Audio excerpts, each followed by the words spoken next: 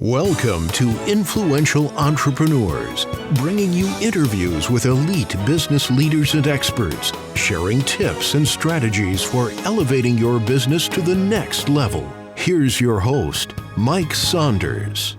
Hello and welcome to this episode of Influential Entrepreneurs. This is Mike Saunders, the Authority Positioning Coach. Today we have with us Elliot Kallen, who's the president of Prosperity Financial Group. Elliot, welcome to the program. Thank you, Michael. Great to be here. Yes, I'm looking forward to talking with you because I see that you have a lot going on and I want to learn about how you are serving your community and your clients. But get us started with your story. What's your background? So I've started, and thanks again for having me on. I've been doing this business, which is financial services, for 30 years, but I come from an entrepreneurial background. I'm one of those people whose father was an entrepreneur and learned early on in the game that I'm not the most employable person out there. Sometimes entrepreneurs, they're not necessarily rough around the edges, that they're kind of have a vision, and then it's hard to get them off that vision. And that was me. I started as an accountant, boring world. That's so not me. Turned into a packaging business, sold that, created an environmental cleanup company, sold that as well. Very exciting on that. And then my wife got pregnant with twins from California, came out here and realized I wanted to start a financial services business. And I put a vision together that kind of combined the Price Waterhouse world, which is what my background was, with current financial services, and came up with a vision. It looks very different today than my original vision, but it was finding business owners that you can help reach their financial goals. That's been the vision of our company from the very beginning, whether it be a retirement goal, a personal goal, a family transition goal, a next generation goal, an exit strategy goal, create wealth for our clients. That's what we do every day. You know, what I like about that is that creates a vision for your clients to be drawn toward. You don't ever want to be told you must do this and put your money here and invest it this. You want to go, wouldn't it be nice to have this as your retirement goal, what does retirement look like? What is that transformation that you envision for your retirement? And then you guys come alongside them and help them achieve that. Yeah, it's not my retirement, it's their retirement. And I'll tell you, Michael, most entrepreneurs are so busy being in the game of their business or the game of their startup that they cannot see what it looks like to exit.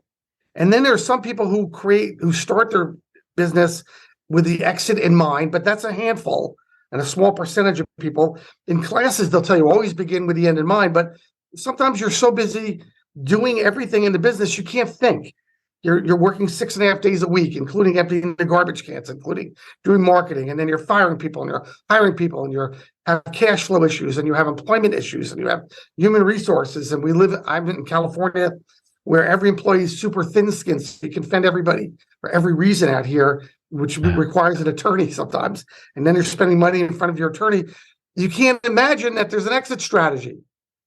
And sometimes you've got children, sometimes you've got no children, sometimes your children only want your results, but they don't want your effort. That's what we do, is help them coalesce that, put it in a concise format with a financial goal, and define what that means. And that's a really hard thing, because for you, Michael, maybe your goal in retirement is, I really would love to travel. I wanted to go to Europe. I want to go to Antarctica. How do I do that?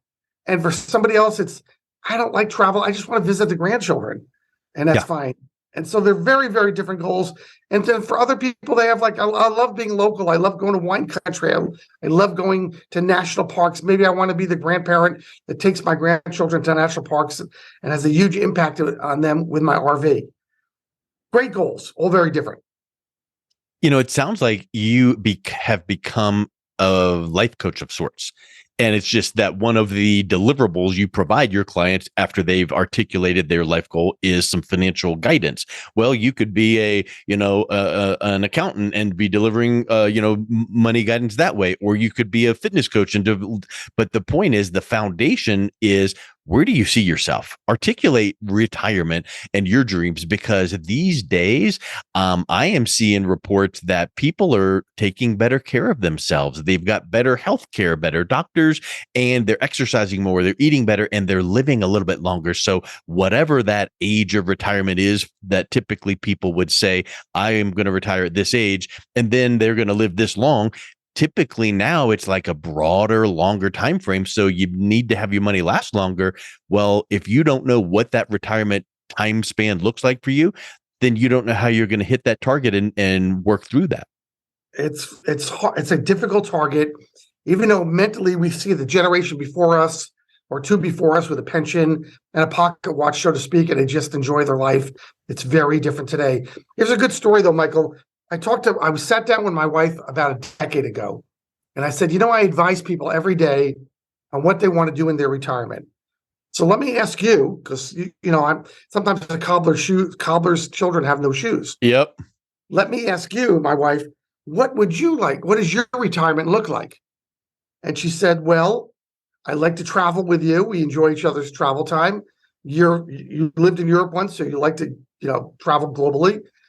You love to cook. A little bit of an amateur chef, so I like to eat great food. I like to make great food.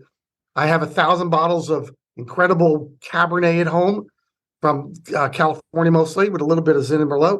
You like to collect great wine. You like to drink great wine. So I looked at her and I thought about it for a moment. I said, so why do we need to wait to retirement to enjoy these things? Yeah. Why can't we enjoy them now while our legs still work? We're still upright. I still have my health. And we took what was going to be happening in our retirement and we made it a lifestyle for today. And that, as an entrepreneur, is an incredible thing to do, to say, you don't have to wait till you're 65 or 70 to start enjoying life. You can do it now. That's a huge light bulb moment. Aha. And have you ever read the book, The 4-Hour Work Week by Tim Ferriss? I have not, but it's now on my list. Well, it's kind of like a classic of sorts. I think it was written probably 15, 20 years ago or so. And obviously the title's like, come on, 4-Hour Work Week. But one of the points he brings up is what you just said, which is, here's what your retirement looks like. Why wait till then? Because you never know what it's going to bring. Are you going to have the stamina, health to do that? So what he recommends is to structure your life personally and professionally so that you can take these mini sabbaticals, mini retirements, and take that to, could you leave your business? If you're an entrepreneur, could you leave your business for 2 months and check out and come back and have it still running and moving right along? If you can structure that, and now all of a sudden every year you take 2 months off in a row and you feel like, I'm kind of living my retirement those 2 months, you come back and you get back to work. So that's a massive mindset shift, which takes a lot of planning to be able to do that. It sounds like on the surface like a great idea. Even in my mind, I'm thinking, could I do that? Could I do that? I'm not sure. But then again, in the world of Zoom today, in the world of the electronics ability to talk to people, right now I could be at Buenos Aires and we could be having this conversation. Yeah. And that is one of the changes. Now, not every industry has that ability. There's some things, some widgets you have to go face to face with.